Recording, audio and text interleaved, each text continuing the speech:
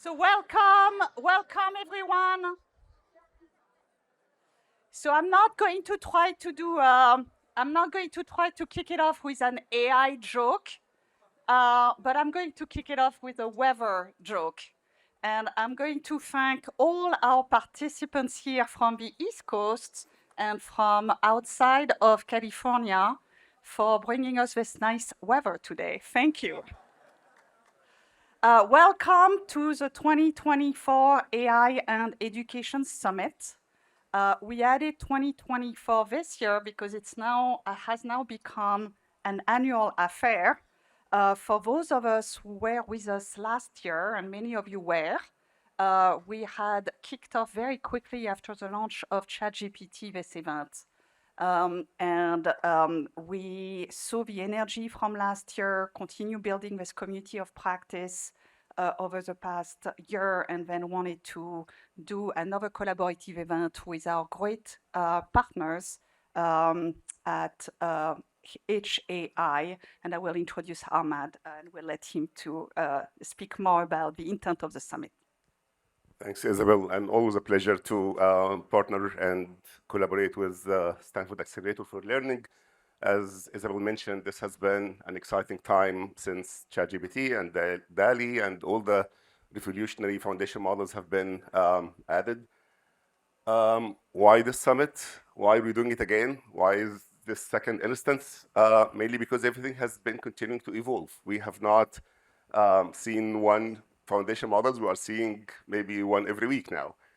So we would like to expand the community of problem solvers, find out how to have more impact of generative AI tools and AI tools in general on the education process in particular, and understand whether these impacts will be positive or negative and how to mitigate some of the risks.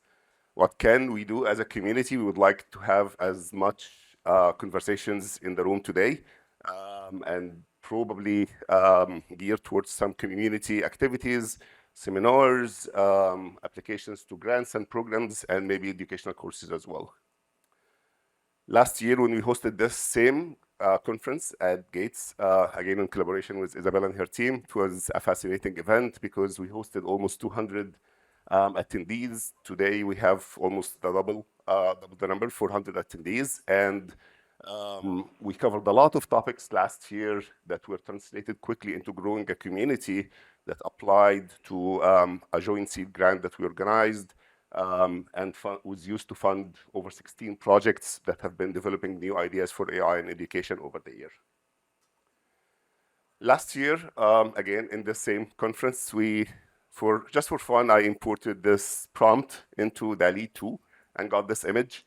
And last night, for a change, I imported the same exact prompt into DALL-E 3 and got much more detailed, much more exciting, much more fascinating images for what this room would look like. I think now that I see the round tables, the new image on the right is kind of closer to what this conference looks like. Although Isabel promised not to do an AI joke, I had to do one.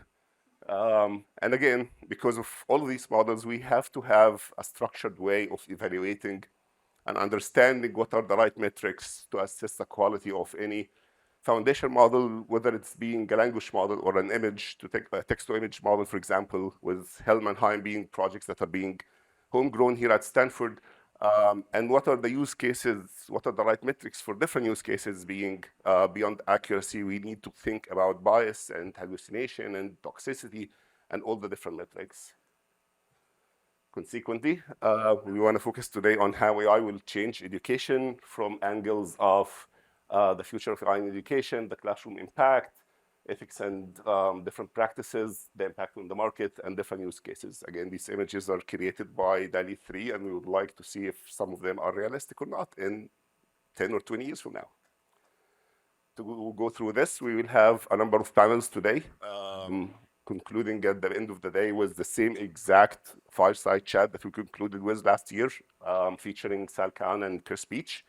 Along the day, we will have speed talks that we would like to the speakers and the attendees to participate in as many as possible of these. And this year, we added new components, posters, and VR, AR demos that will showcase real applications of AI in education applications. With that, I turn it back to Isabel. Thank you, Ahmed.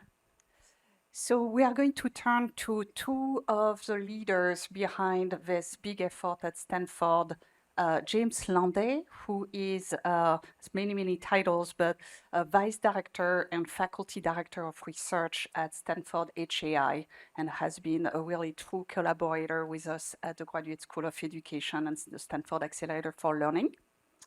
And I will also invite Dan, my very close colleague and boss and amazing visionary. Dan Schwartz, by the way, doesn't like when I say visionary, but I like it, so I continue calling him a visionary. I was specifically instructed not to say that he's a visionary. Yes. So Dan Schwartz has many titles as well, but two that are relevant for this conversation is the Dean of the Graduate School of Education and also the founder and the faculty director for the Stanford Accelerator for Learning. And one more personal word on Dan Schwartz, which I really love in his background. Dan was a teacher before becoming a professor and dean, and he taught in Southern LA, in Kenya, for those who are international based, and also in Alaska. So very different settings of teaching. So really interesting background and an honor to work with James and Dan. So James, I turn to you. Thank you.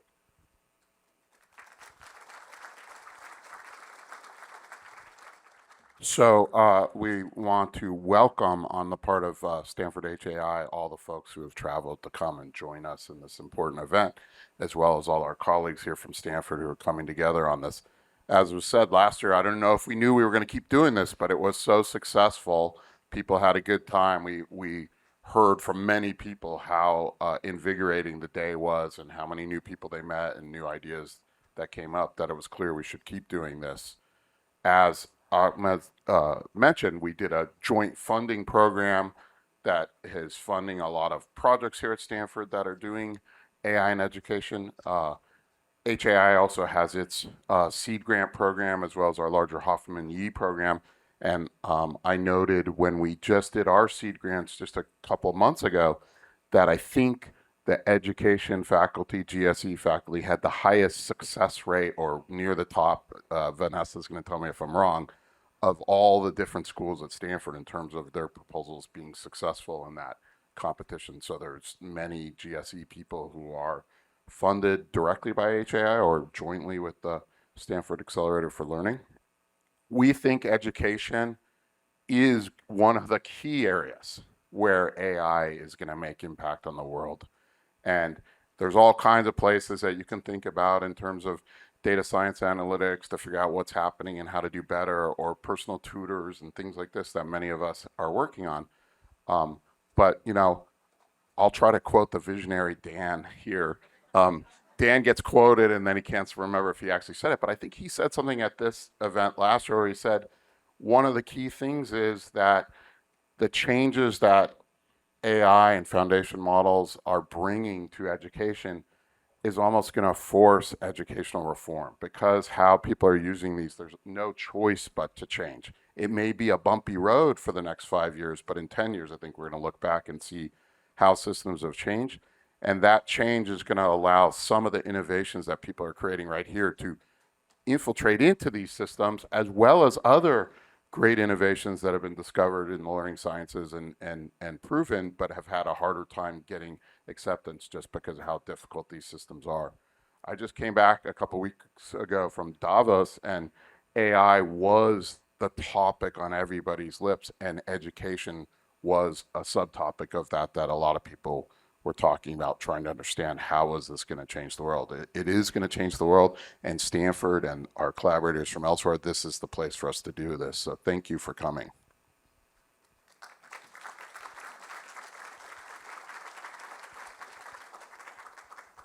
Okay, so Isabel, I will have my revenge. I'll think of where. So Isabel is the best party maker of all. So she put together this conference, and I'm very thankful for that. I'm also thankful for James and HAI and Ahmad and the team for, this is a big deal to get everybody here. So in education, we kind of knew AI was coming. We'd hear about disruption to the trucking industry and sort of smile, you know, and then we hear about taxis. So we knew it was coming. We didn't know it was going to come this fast and this big. And I personally am excited by it. So the provost of the university came to me about a year ago and said, "What should I tell the board of trustees?" Because she knew they were going to ask. And so I told her, say that the dean of the Stanford Graduate School of Education, the best school of education in the world, because you never miss a chance to push product, right? You have to say that. Tell the board of trustees that he says this is the most exciting and important thing to happen to education in generations since we mandated high school. And then I went on to kind of explain that people take education for granted, right? As a system, they take it for granted until something goes wrong, right? And then they care a great deal. Here's something that just completely disrupted it. Suddenly, everybody has to check their assumptions about what you need to learn, how should you teach, right? What's it going to do to the workforce? This opens a space for tremendous breathing room, innovation, excitement. So I think this is a great thing. I do have a fear, which is that AI can be very good at automating the past. And so we may end up with becoming very efficient at doing some things we wish we didn't, right? And so this is a big concern. So what do you do about that? Well, you have a seed grant with HAI to try and get some of the most innovative minds working on the problems. So this was interesting. You do a seed grant, you post it, you hope you can find most of the faculty at Stanford. There's no email list that I would ever be allowed to use that reaches all the faculty. But you advertise it and you see who's out there, right? So as I understand it, this seed grant competition had the most applications of any seed grant competition ever at Stanford. We got applications from every school except the law school, which I still don't understand because they're going to be disrupted like crazy with ChatGPT. So we get all these amazing proposals, and HAI and the accelerator had to sort of say, let's put more money into it. There's just so much good here. So you get to hear a number of those speakers today. I also suggest you go to the poster session where you see student work, because they're the ones who are going to change it right down the line. So thank you all for coming. One of the things Stanford is very good at is convening, and Isabel is the super convener, which will now be your label forever. So anyway, thank you all for coming.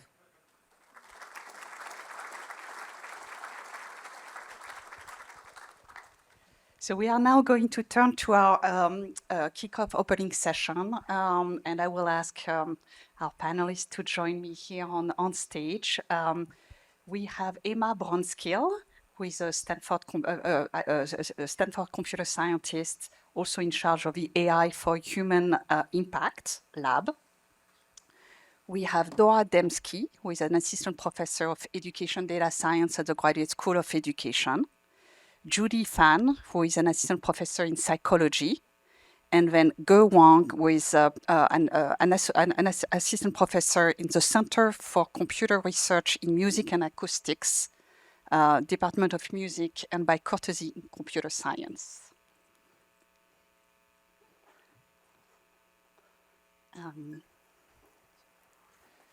So maybe I just wanted to say actually a few more words before we kick off with Emma. One is that those four amazing individuals have one common characteristic, which is that they are both affiliates of HAI, so very much into AI and computer science, but all four of them are also affiliates with the Stanford Accelerator for Learning. So very also knowledgeable and passionate about education. The second thing that I wanted to note, if it's not already obvious to you in looking at those four amazing individuals, is the diversity of this panel. And I thought I would actually emphasize it because this is something that I'm personally really touched and proud of, having so much diversity in our faculty. That's really representative of our broader population at large. But noting that it's not something that is always the case in our world of artificial intelligence. So thank you for being with us. And Emma, thank you for kicking us off.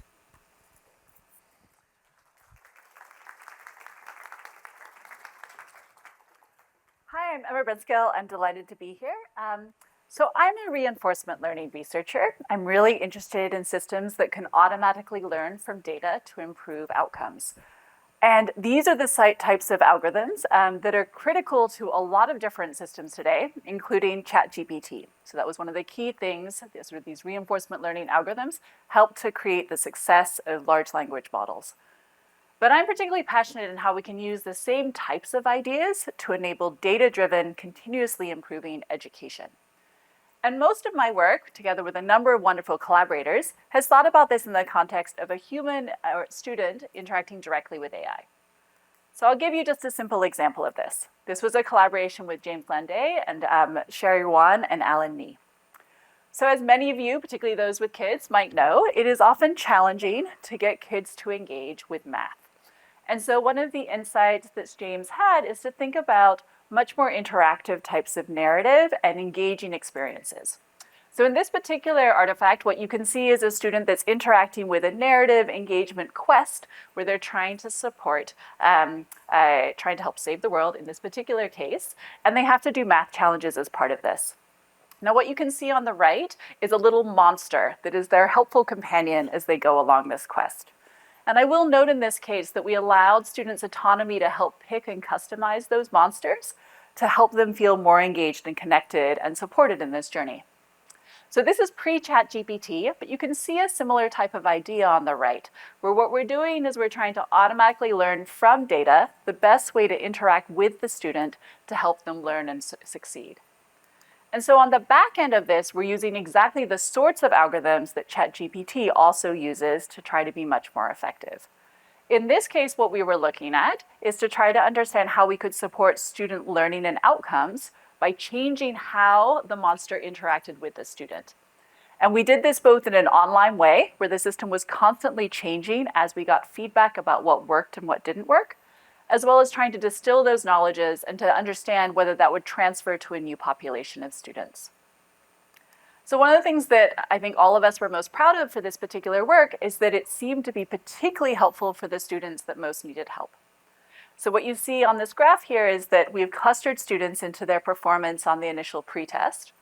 And you can see that compared to sort of a more control setting, which doesn't have this adaptive reinforcement learning and doesn't have the monster support, this is particularly helpful at engaging and supporting students that were most struggling at the start of the study with the content we were teaching. And so I think this is really exciting because when we create AI systems, we want them to amplify everyone, but we particularly do not want to make just a rich get richer system and amplify existing inequalities. But as I've been thinking about this sort of work over the last few years, and in the event of COVID, I've really been thinking much more broadly about how we can have AI to support the whole learning ecosystem, and to really think about how do we engage and amplify teachers. So as a simple example of this, I'm going to talk about grading. We know for a long time that AI systems can help grade multiple choice questions. If we have something like the solution to 2 minus 10, it is simple and trivial, and this has been true for a long time, that we can do automated grading. But of course, we would like to go beyond these types of interactions for students and offer them training in the types of complex tasks that we think is going to be essential to the workforce of tomorrow. So this, for example, is the Bounce program. It is often a really exciting thing for new students learning programming to get to create their own video game. Now, one of the challenges with this is that if you actually want to understand if the student has created the right video game, you have to play it. They might accidentally create a lot of balls, or it might be that when they bounce, it does not score correctly. And so this is a big challenge because it takes around 6 minutes to grade one of these games. And that means an instructor actually has to play the game. And maybe that's fun for the first 6 minutes, but it's not so fun for the remaining tens, hundreds, or even thousands of games that people might have to play. So Code.org is an amazing organization that provides education in programming, and they have over 700,000 submissions on this task. But note here, they can't possibly have people grade all of this. That would take them over 4 years of grading. And so what they do is they offer these assignments without feedback. And if you think about the evolution of education and online sort of free access, we can think back to when MIT started making their lecture notes available online, to when we started to have MOOCs that could actually provide you with feedback, and how transformative that is to be able to actually have feedback in order for student growth to occur. And so what we wanted to think about is, well, how could we democratize access to these rich sorts of activities in a way that actually gives people feedback to allow them to learn? And the idea is that we want to use AI to play the game to evaluate its correctness. Now, I just want to highlight here, this is a little different than what we often hear about. We often hear about AI being used to learn to play video games, get human level performance on Breakout or Montezuma's Revenge or on AlphaGo, on the Go board game. But we're doing something different here. What we're trying to do is to have the AI play the game to understand if the environment is specified correctly. Does the bounce work? Does it score correctly? And this is quite a different task. And so what we do in this case, well, I'll stay on this for one more sec. What we did in this case is we started with some machine learning methods to try to understand if we could automatically create AI systems to play the game and be able to grade it. And this was published at one of the top machine learning conferences in our community, NeurIPS. And then we wanted to go beyond this, because in this first case, what we could do is give people binary feedback. We could tell them if overall their system worked or not. But again, we know that people most thrive when they get dense, detailed feedback about their performance and where they're struggling.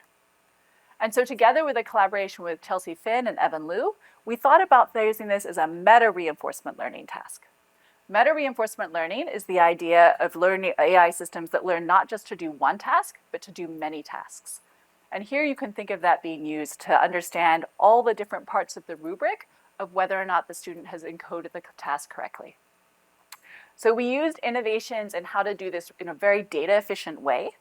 So we want to have reinforcement learning systems that can learn to evaluate these very quickly.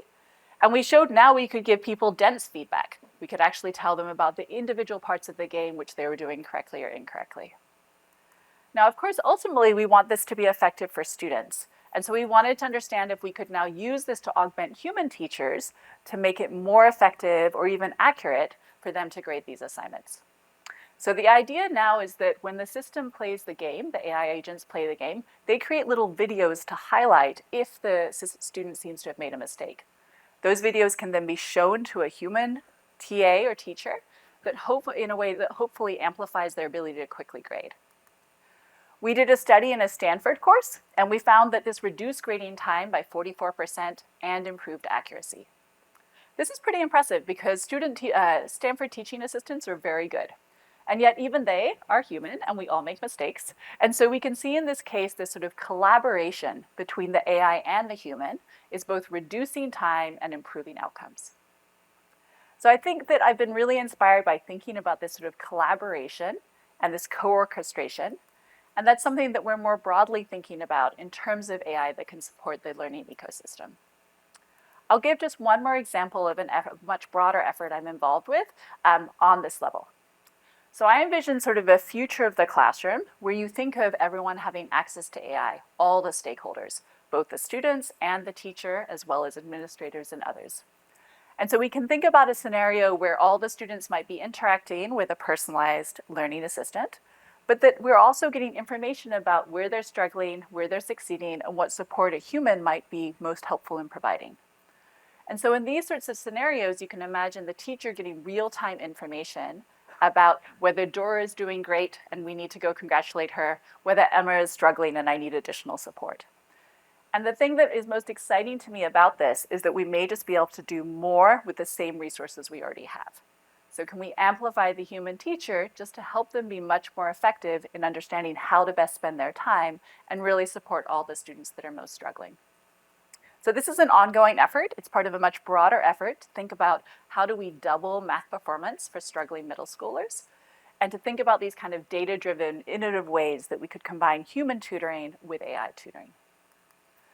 I think going forward, we have a huge potential to be able to move towards a future where we have this data-driven AI learning ecosystem to enable continual improvement and really allow all students to thrive. Thank you.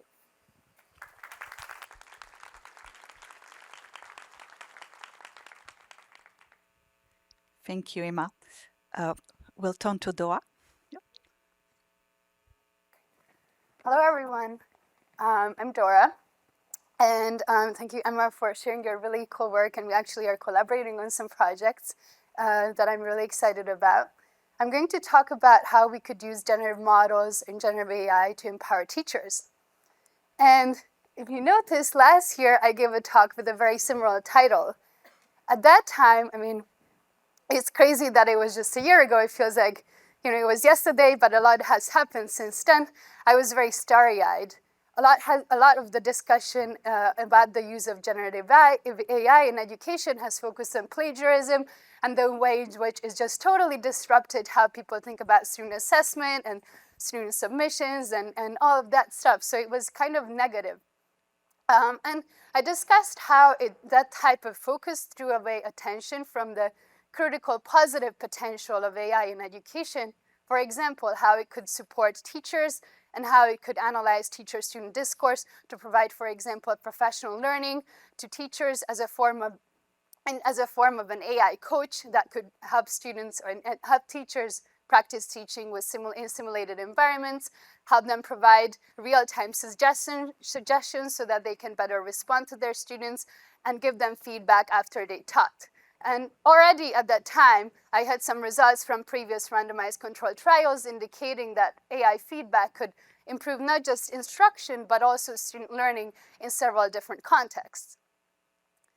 So a lot has happened since then. Now, the discussion about AI being used as a teacher support tool is no longer just a vision, it is a reality. A lot of teachers, I mean, as of even just last March, the Walden Family Foundation conducted a survey that showed that 40% of teachers are using ChatGPT on a weekly basis, and that number has definitely grown since then. For what type of things? For all types of things. Lesson planning, generating rubrics, writing emails to parents, giving feedback to students, all sorts of routine tasks that take up a lot of teachers' time. And there have been tools, new platforms like MagicSQL, CurryPod, EduAid, just to name a few, that have tried to tackle these types of challenges for teachers. It's really exciting. At the same time, a lot of these existing tools focus more on quantitative changes. Can we save time? Can we make teachers more efficient? Can we automate a lot of the very routine things like get them from a blank page to a draft of a lesson plan? That's really exciting, but at the same time, it's not really showing evidence for the type of qualitative changes that, for example, Dan Schwartz was mentioning. Can we actually see any signs of a real revolution happening? For example, education researchers have long called for focusing instead of knowledge transfer as the core of education on empowering students, giving them agency, motivating them, giving them authority, and supporting their identity and belonging in the classroom. Are we seeing any evidence of focusing now more on the learning process rather than its product in the form of multiple choice quizzes or standardized tests? Unfortunately, I'm not yet seeing a lot of evidence for AI being used in these contexts, but I think there's a lot of discussion about that, and my work is also trying to address that qualitative change particularly. There are a lot of teachers and practitioners who do want those changes to happen, but they face a lot of challenges, including things like, how do I cater to each individual student's need? Like, I might have 10 kids who are multilingual, like 10 kids with special needs in my classroom, and it's just really difficult to cater to every student's need individually. I might have also, as a teacher, might have received a brief, like often theoretical training about high leverage pedagogical practices, but how did I actually implement it in my real classroom with real students? It's much, much harder, and it takes a lot of time and a lot of experience and a lot of trial and error. And also, even if I did all, my best, I revamped all my lesson plans and everything, what do I do if my curricula and assessments are still flawed? And they're still kind of rooted in this previous view of focusing on the product rather than the process of learning. So my question is, could AI help address these types of challenges, these types of qualitative questions that would really lead to or have a potential of leading to a true revolution or reform in education? some of my work, and I'm not going to dive too deep into it, led by my amazing student Rose, has shown how ChatGPT and other types of AI tools off the shelf are not good enough in terms of providing teachers with pedagogical insights and expertise. They often give very generic, not very insightful feedback or comments because, I mean, how would they know it? The internet doesn't really have those types of pedagogical insights. So what we have been trying to do is trying to adapt these models in different ways so that they would be able to provide teachers with those types of really high quality pedagogical supports in their daily tasks. And I'm going to talk about 3 projects led by amazing students that try to tackle different areas of this problem.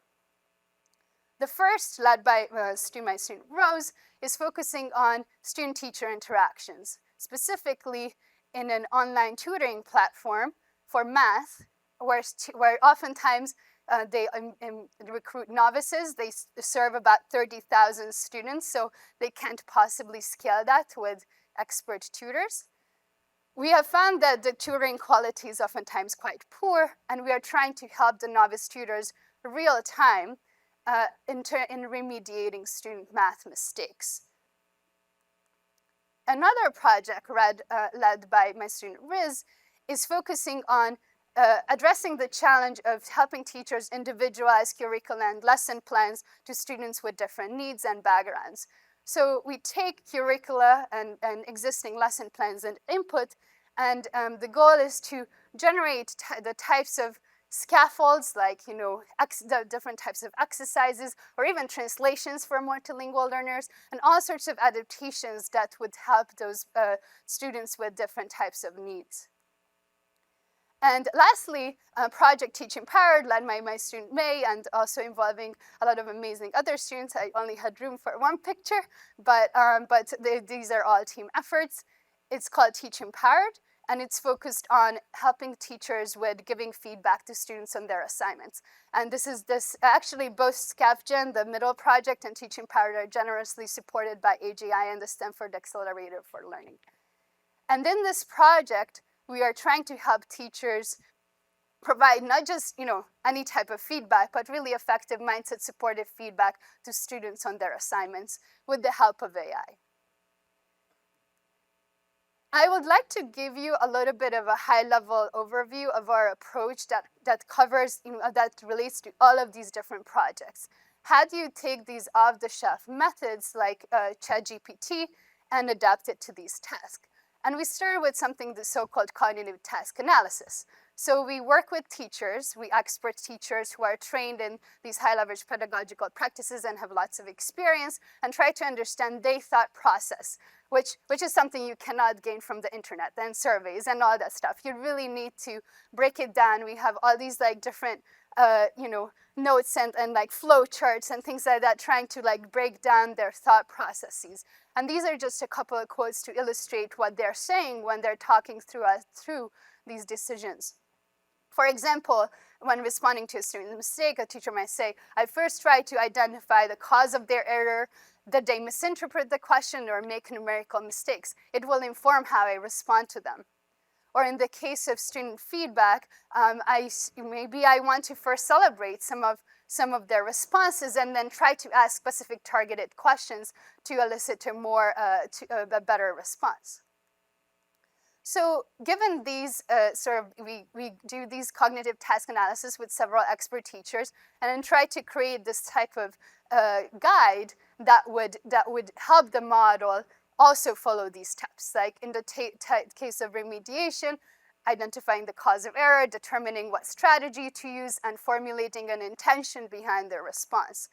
So in this context, a tutoring context where the novice tutor just asks, Mike has 4 cookies and he eats 3 cookies, so Mike has blank cookies left. Then the student says Mike has 10 cookies left. Clearly that was a mistake. So the expert would say, oh, this seems like the student might have just guessed the answer. It doesn't seem like there's really substantial thinking behind that answer.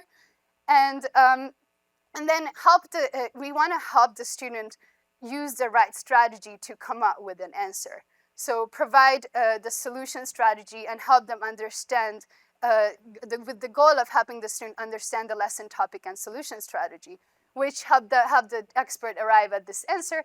Great try. Let's try to draw a picture. Let's start with 4 cookies and erase 3 cookies that Mike eats. So I don't have much time. I'm going to skip through this, but there are different ways of then including these guidelines to help improve the model performance, either by prompt tuning or scaling annotation and then fine-tuning the model.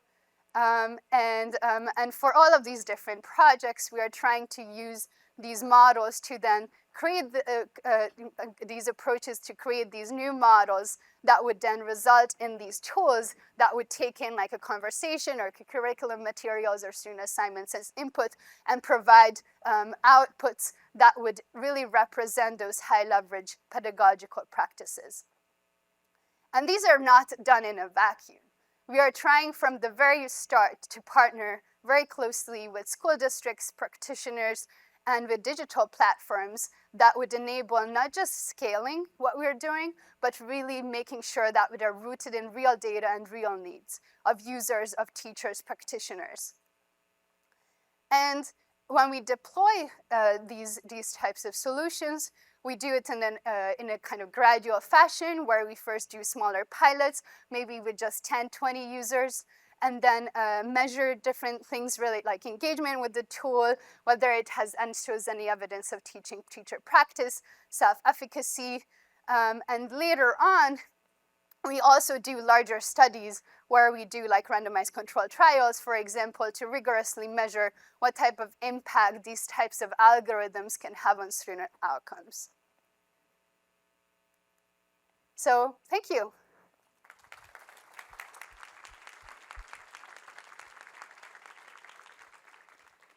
Thank you, Dora. We'll turn to Judy. Thank you so much, Isabel, and it's really wonderful to be here, and thank you all for attending the session. So my lab studies cognitive technologies. What I mean by that is all of the objects and devices that we use to support our thinking and how we communicate with other people. So let's take something as simple and familiar as the number line. Now, this is already a huge breakthrough, technological breakthrough. As the Spanish architect Antoni Gaudí once observed, there actually aren't straight lines anywhere in nature or sharp corners, but we created them anyway, right? And we didn't stop there. We extended the number line in a new direction a few hundred years ago to create rectangular coordinates, which turned out to be super useful. This new technology converted all kinds of problems like these, where you might want to find points of solutions to a set of equations, and converted them into problems of locating points of intersection between two curves. And this was a huge deal when it burst onto the scene in the 17th century. It was used to meet all kinds of challenges of the day in astronomy, optics, and navigation. And then, of course, it set the stage for the invention of modern calculus, which so much of the world today depends on. Now imagine what happened next to that revolutionary tool. It became something we could take for granted. It reminds you of middle school and high school math class, right? So the question is, how did we get there? Where an idea that was so revolutionary in the 1600s literally became elementary today. I think the story goes further back, actually, at least some 30 to 80,000 years ago, when anatomically modern humans began to mark up their physical environments, essentially repurposing objects and surfaces in their surroundings into carriers of meaning. I know this session is entitled Cutting Edge Work, and I'm showing you cave art, but I will get there, I promise. What I want to show you all is that when you look at the story of human learning and discovery, the long arc of how humans came to understand the world that we live in, that story is incredibly deeply intertwined with the story of technologies for making the invisible visible. So these are just a few examples from the history of science that I love. We've got Darwin's finches. So only when you see these cases side by side does the kind of biological variation begin to pop out. We've got the telescope resolving the moons around Jupiter, the kind of resolution that Galileo needed to show the world that we may not be at the center of the universe. We've got the telescope. We've got Veronica Hall's drawings of the retina as seen under the microscope, showing us what the different parts of the retina are and how they are hooked up together. And we've got Feynman diagrams in the 20th century to show us subatomic particles coming in and out of existence, events that we would literally never be able to observe with our own eyes. Now, among the most impactful modern technologies for making the invisible visible, I'll argue, was the invention of modern data visualization. Like the telescope and microscope, it helped to resolve parts of the world that we can't see directly. But unlike either, it allows you to see patterns in phenomena that might be too large, or too slow, or too noisy, or to see directly, or that might not be visible at all. It's ubiquitous in the news, it's the cornerstone of evidence-based decision-making in business and government, it's indispensable in science. And what I'm showing you here is one of the first time series plots ever, drawn by William Playfair in 1786 to show the balance of imports and exports from England through over an 80-year period. For a while, imports exceeded exports, but then the relationship flipped in the 1750s when exports took off. So here's the thing. Unlike a drawing of one of Darwin's finches, if you haven't seen one of these kinds of images before, it'd be really difficult to know what you were looking at. But once you learn how, it's a kind of superpower. So many individual observations might be distilled into a single graphic that tells a story that you can read just by looking. This is such an important skill that data visualization literacy has been a mainstay of STEM education for decades and is only becoming more important over time. Yesterday, the New York Times broke a story about recovery from COVID-related learning loss in mathematics, and it looks like across a bunch of states, the orange arrows are there, meaning there's some recovery, but there's still a long way to go. So in a brand new line of work in my lab that I'm super excited about, we're inspired by the question, what role should AI play to meet these challenges in data literacy education? Long story short, we believe that AI teaching assistants and tutors might help one day, but only if these systems themselves can actually perform the tasks that we're asking students to learn how to do, and be able to accurately model how they're learning to perform them. Only by building substantially better cognitive models do I think they'll have any business guiding student learning. So that just raises a really basic question. How would we be able to tell if we were on the right track? The first ingredient is strong metrics. We need concrete ways of measuring data visualization literacy.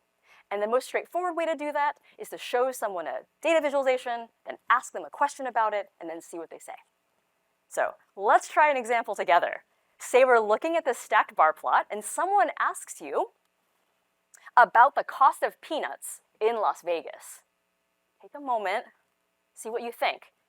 Say you're given these 4 options to choose from. You can think to yourself, if you thought it was A, you'd be correct. Now, note that one of the bleeding edge AI systems available today reliably reports that the answer is C, $23.40, okay? So that exact question was adapted from one of the test items in VLAT, which is shown here in the middle, which is one of 3 tests of data visualization literacy that we included in a study we literally just completed, so it's truly hot off the presses. We included these 3 tests because they've all been used to measure data visualization literacy in people, and they also had some important differences that we thought complemented one another. Now, when I say we, I should really be saying my extraordinary collaborator, Arnav Verma, who's here today and will be presenting this work in the student poster session, so please go check it out there. With those 3 tests in mind, we then set about administering them in as parallel a manner as possible to both a diverse sample of human participants who had taken at least one high school math class, as well as a suite of state-of-the-art so-called multimodal AI systems capable of operating over images and text inputs that had been claimed as displaying competence on a variety of other visual reasoning tasks. We then recorded not only the overall score achieved by humans and these models, but also the full set of error patterns that they produced. That allowed us to then assess, even when a model or a person gets a question wrong, to see if they were getting things wrong in similar ways. So what did we find?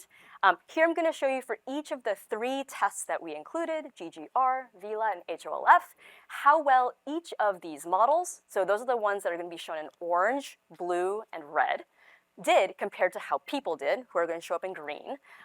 We also happen to subdivide our human participants into participants who've taken less high school math and those who've taken more.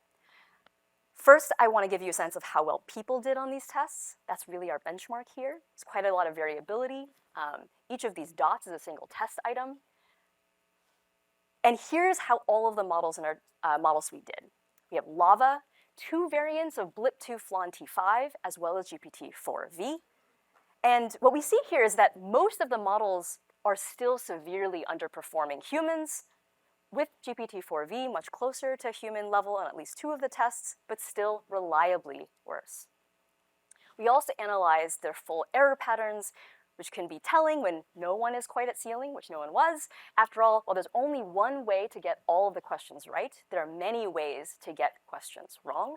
And we found that GPT-4V is still leading the pack on alignment to human error patterns, but a meaningful gap remains. That is, that humans are still more consistent with one another than any models are to any cohort of humans in our sample. So to sum up, we think, I'm really excited about the next generation of AI teaching assistants and tutors, and I think they could have an enormous and transformative impact on STEM education, and that the rapidly advancing capabilities of vision and language models, even over the last year, is really amazing. But we really need rigorous and thorough testing and benchmarking procedures in place to ensure robustness, reliability, and responsible integration of these kinds of systems at the foundation in our learning environments. So thank you to all of my amazing co-authors, and thanks so much to HAI, Stanford Accelerator for Learning, and NSF for supporting this work. All of you for listening. Thanks.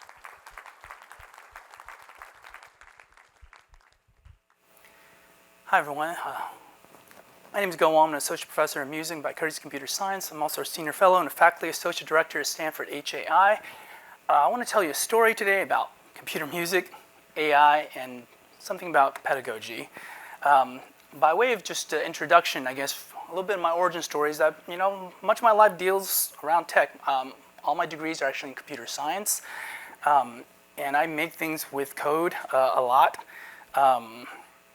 Things like programming languages for music, laptop orchestra, this is the Stanford Laptop Orchestra, things in VR. I direct the Stanford VR Design Lab at Karma.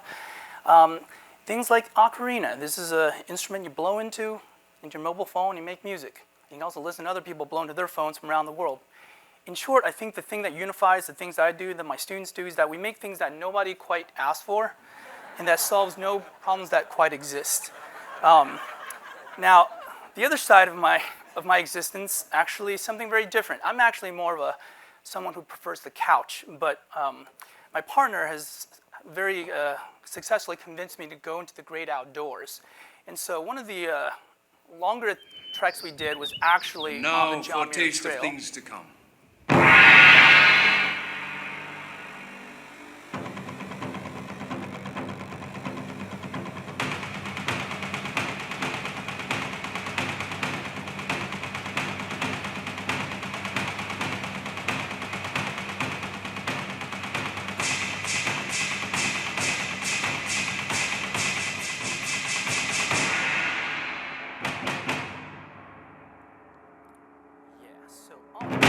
Fuck.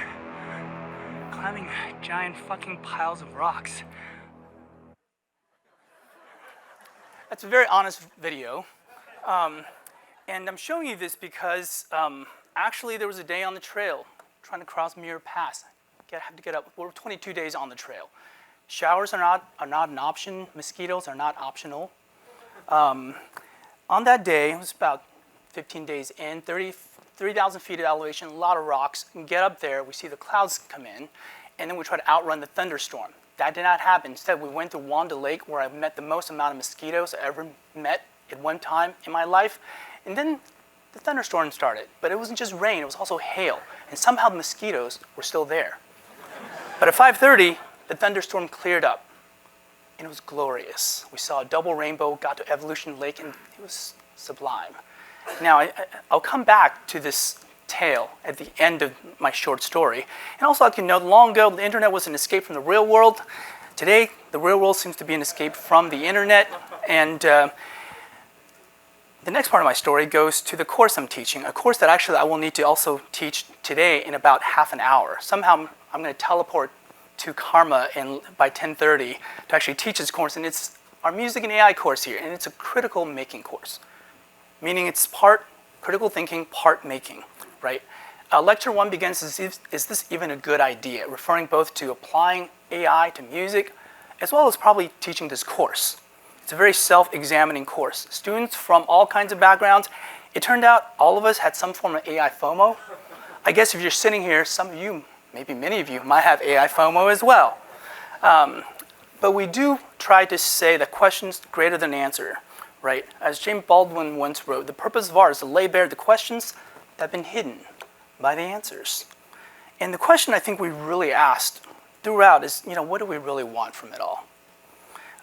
Because I think every AI system that we build ends up actually being an argument for how we might actually want to live with AI, right? In a cultural context, in a social context, in an educational context. Do we want big red buttons, or do we want something more? And maybe it's not an either or, but maybe an and or, right? If you just think about the music, all the different ways you can interact with instruments, this is just a few of them. And it reminds me of the tenet 3 of Stanford HI, which is all applications should try to augment human capabilities, not replace them. I want to show you some student work in this course. First one was they have to use this is actually using vectorized words to actually create kind of like a interactive poem generator, except they actually have to interact with this. Here's Time division. Storm Fury. Time division. Time division. Time division. What does it mean? Shield. Poetry. Shield. It's got a beat. Shield. Shield. And eventually, things get really crazy. I don't know how Susan is. Even in this, I think we began to think about, actually, there's a lot more to AI than prompt-based and generative in this age of generative. We have to wonder, as we begin framing educational questions in terms of what can we do with education with foundation models, generative models, prompt-based models, we have to wonder the ways we interact with these models, right? As we get better at doing that, what other muscles might atrophy? And how do we attend to both of these, right? To take advantage of one without losing the other. Another assignment is actually one called Wekinator World, using the Wekinator. In this programming A2, you're to use Wekinator to create 3 interactive AI utilities and toys in your everyday life. These don't have to be useful. In fact, whimsical is good, absurd is good, playful is wonderful. This is the work of Dr. Rebecca Feebrink, who is one of the world's experts on machine learning, HCI, and music. And Wekinator basically is an interactive machine learning, supervised learning system. It's actually quite, at this point, it's like more than a decade old, but it's an oldie but a goodie. And with this, you can actually train simple things. By the way, that's all it does. Kilowatt waves to you. All right? But you can train this in like 3 minutes. We like to say you can do a lot with a lot of data. You can do a lot with not a lot of data. It's a kind of a rhyme we do in class. Here's what some of our students did. Here's one with a rather clickbait title.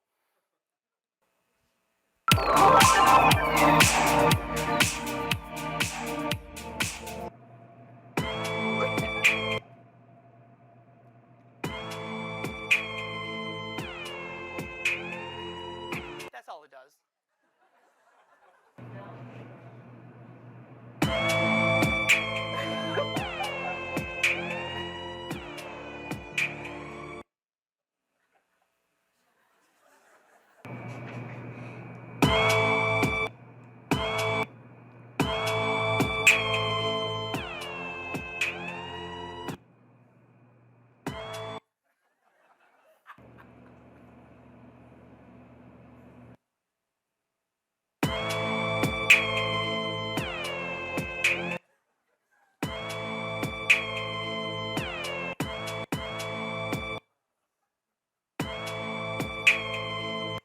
In the reflection for this, Matt said, I really enjoyed this assignment. I think it's easy to adopt this toxic capitalistic mindset that everything you do or make has to be productive or for something. But when we follow that dogma, we forget to make beautiful things just because they're beautiful, do funny things just because they're funny, or make stupid projects just because they're stupid. There's so much beauty in doing things just because. It was nice to take a pause on life and make something just for the sake of making it and for a grade, but that's more of an afterthought. This is a hand to voice. This is also created with Wekinator. It's an instrument.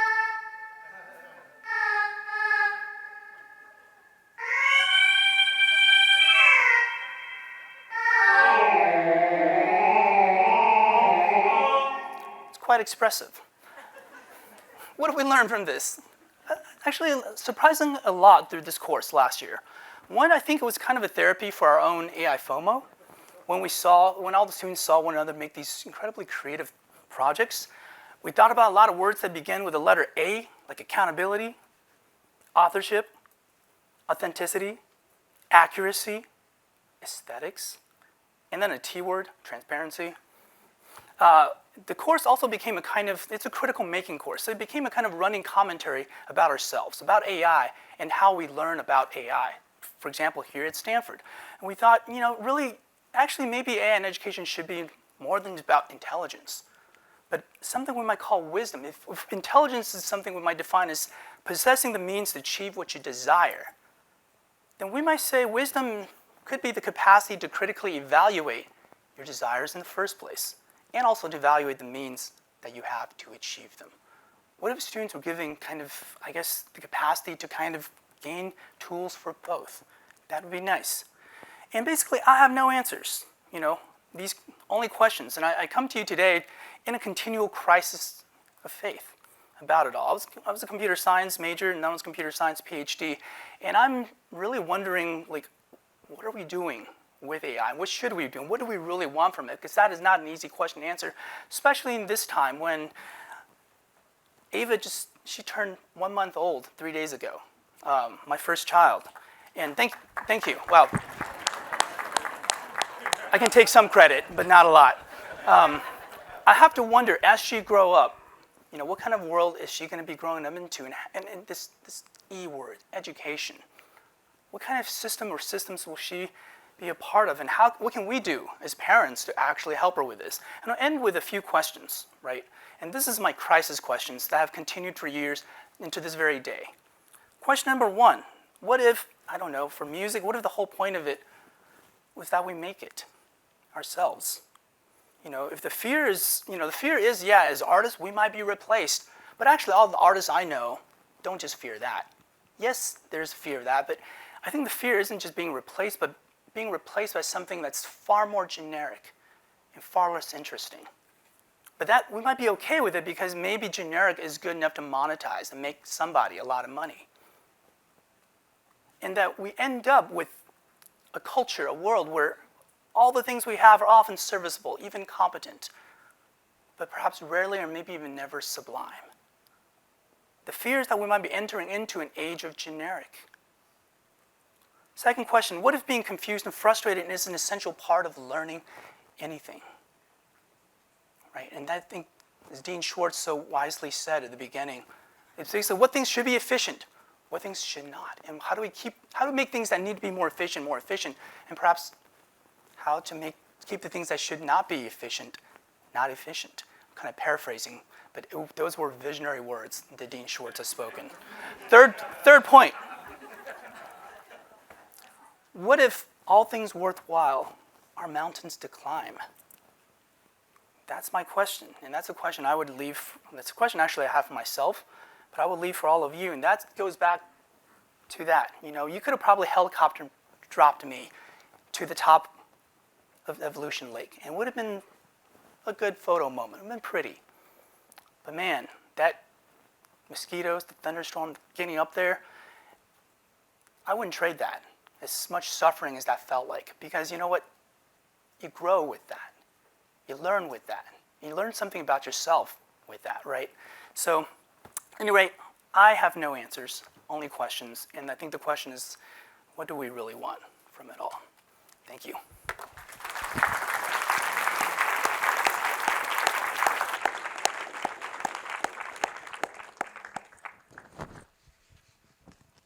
Thank you to our all amazing 4 panelists, and I will turn to the audience with some questions here that I'm seeing up here on the laptop, but also to live audience questions in a moment.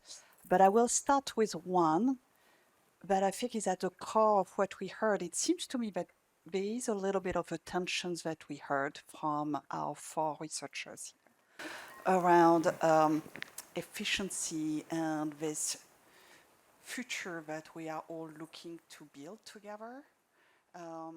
Is it really efficiency only, or what do we want?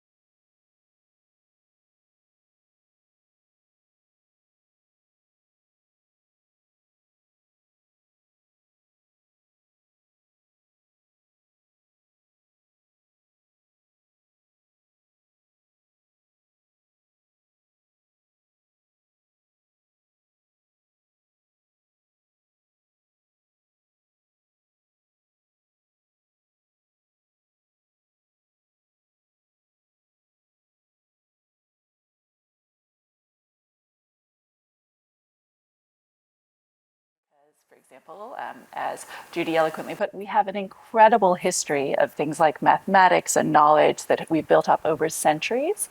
And we can consolidate that to some extent, but we still have a lot of skills that students need to learn. And so I think while we're wrestling with the questions of how that's changing in the new era, we still do care about efficiency in that if people can acquire those skills effectively and in an engaging way, that's really important.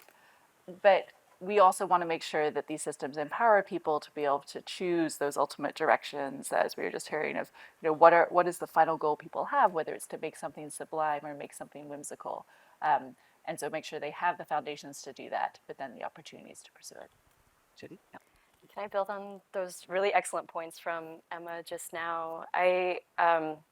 Thinking about the connections and complementarity between the different comments that we had, I really do I'm sympathetic to the view that building a strong foundation of skills gives learners the kind of fluency that they need in order to be as creative and empowered as they can.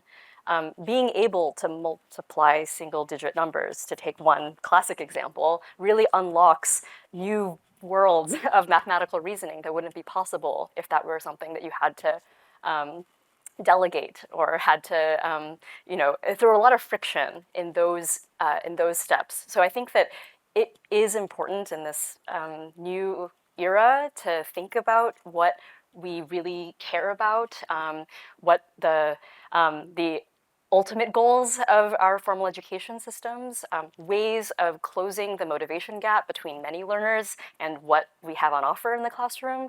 But I also really believe in having really strong foundations that are able to condense a lot of the intelligence and wisdom that humanity has collectively acquired over centuries and millennia. Yeah, I think to just complement the focus on learners, I think there are two questions to me that are really big in terms of the efficiency discussion. One is, for teachers, do they want it? If efficiency means they now will suddenly have to serve 150 students instead of 30 students, will they want that? They already, burnout is already a big problem. And just as we see in the history of the world, efficiency doesn't always mean it's going to lead to better life and work conditions for the people whose work is being made more efficient. So we really need to ask that question. And another question for me is a trade-off. Like, yes, I completely agree that for learners, I think being able to learn the skills efficiently is really important. But there are just some things that I agree with Gid too. You cannot think about as a function of efficiency, like relationship building. Sure, I think it's great if the teacher can save time in writing an email to parents or to develop a lesson plan. But when it comes to the time they spend with the students and the time they dedicate to those relationships, that I think cannot be a function of efficiency. So I think it's just a very complex question. Yeah, some things I definitely want to be more efficient. Like I would totally be okay if like a robot went in my place to like the next faculty meeting, or maybe all faculty meetings. And there's some things that, you know, and I do love my colleagues, but still, okay with a robot. And there's some things that I think I do value as foundational kind of things to learn, right? And but then I think about kind of AI as thinking about like a domain specific thing, because the question of what do we really want from it is actually, it's never a simple question. It's a question I think we can keep asking, but also it's a question to which I would say, I don't know, and it depends. And one of the things it depends on is the actual domain. I think we'd want different things from AI, say in the domains of climate science or various medical practices. But that's a very different can of worms when you say, what do we want from AI in like music or creative expression? And then there's education, which to me at times feel like kind of both. There's a practical component to education, then there's a kind of like intrinsically like rewarding and I would say sublime aspect to education. I think both on the part of educators, there's a craft to being a good educator, and I think there's a craft to learn how to learn as a student, right? And I think, how do we build tools, but not really build tools that directly does things, but build tools that create environments in which educators and learners can, I don't know, like strive for these moments of the sublime, right? And in learning for me, a lot of time it's like for students, as a student, I think it's actually when you worked hard at something, really got confused, you practice at it, you got good, and then you learn something about the thing, you learn something about yourself, and there's this moment of clarity. And you feel empowered, but more than that, you feel like you see things better, clearer than before. And I think as an educator, I think it's providing an environment for that, and to see your students actually have these moments. Anyway, so. Yeah, beautiful. So we have a question that came here from actually some of our students from Professor Elam's class, which is about equity. So the question is, have the speakers considered integrating scholarship on decolonial AI, feminist AI, and disability activism, and AI into their thinking about AI and education? So broadly, different themes on equity and your work.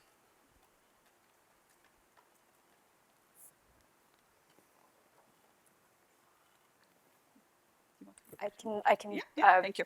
Briefly mention this afternoon in a different session, I'll be sharing some ideas that I've been developing with some colleagues here at Stanford that I'm really excited about, that are about building rich multimodal interactions with AI agents to explore data, as you might imagine, that are really intended from the very get-go to promote equity and accessibility.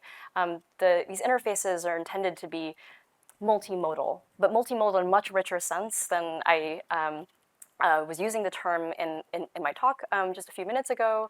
Not only supporting interactions through language and images, but also tactile interfaces and auditory interfaces for blind and low vision learners who still face really steep difficulties in fully participating in STEM fields, but have so much to contribute. And so that's been work that I've been super excited about to pursue with colleagues Chris Potts and Lisa Kreis and others.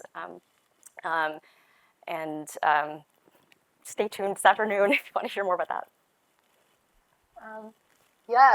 I think that there are two aspects of my work that try to address that problem. One is just, which I discussed too, is we are really trying to build up these technologies in a practitioner and teacher-centered way. So I think that that the goal of that is really the decolonization of these technologies, as we are not trying to build these from the ivory tower. We are really from the get-go, we are building it with the teachers, and through every single step of the way they are involved in the process. And what helps also is some of my students are former teachers. Like I see Jim here, who has been, a middle school teacher, who was a middle school teacher before being a PhD student and taught for decades and still teaching the STEP course for math teachers here at Stanford. So really helps to have that perspective to make sure we are not imposing and we are building things that are important. And then the other is keeping certain populations of learners and students in mind. So most of our projects are focused on students who are traditionally underserved, like the project that's led by Rose around math remediation is serving Title I schools for students who are 3 grade levels behind their kind of expected math progress. So they're the ones who are on this tutoring platform, and that's kind of a common theme that we are trying to support those learners. And we are starting a new project that focuses on multilingual students, because I think that's a huge problem that we hear all the time in the US. And my colleague Brian Brown and with other colleagues, we are trying to build tools for math and science to support teachers in supporting multilingual students. Yeah, in our work, there's also been a big focus on trying to partner in school districts where there's a lot of students that are struggling or behind, or where there's a lot less resources. And then, like the example I gave before, to think about how the AI technologies can help close that gap, or at least make sure that they're all supporting students of where they're at, and that we're not sort of having ceiling or floor effects where people can't benefit from the technology. For example, a lot of students unfortunately struggle to read, and if you struggle to read sufficiently, you can't do math word problems because you can't read them.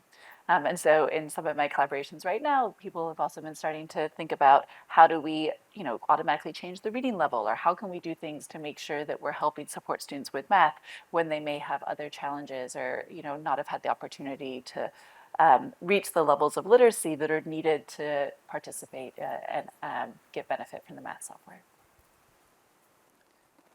I think we're out of time. I'll just say, this is an excellent question. I don't know, and it depends. So I'm going to take liberty for asking one question from the audience, because we are already like right on time, but I wanted to make sure we had at least one live audience question.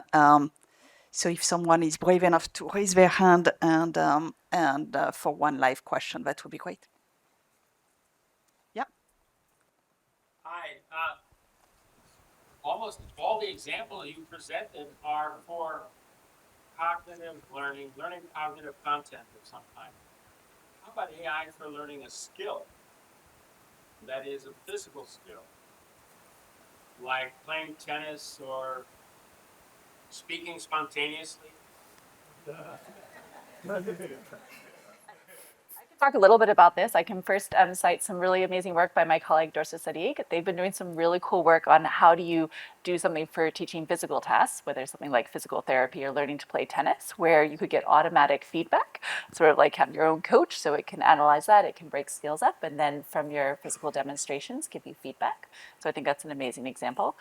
In another case, in a collaboration with Dan and Jeremy Balesman and others, we've been thinking about using AI for soft skills. So for example, how could you teach people to give challenging feedback to an employee? And we use virtual reality to do this. And I think I've done it. And one of the things that's really interesting about it is you give feedback to an avatar. And then as part of the training, you switch roles. So you see an avatar give your feedback to you and experience that as the employee, which is very educational. So I think there's a huge role to do this for sort of soft skills and for physical tasks. Well, thank you. Please join me to thank our amazing panelists and really inspiring. Thank you.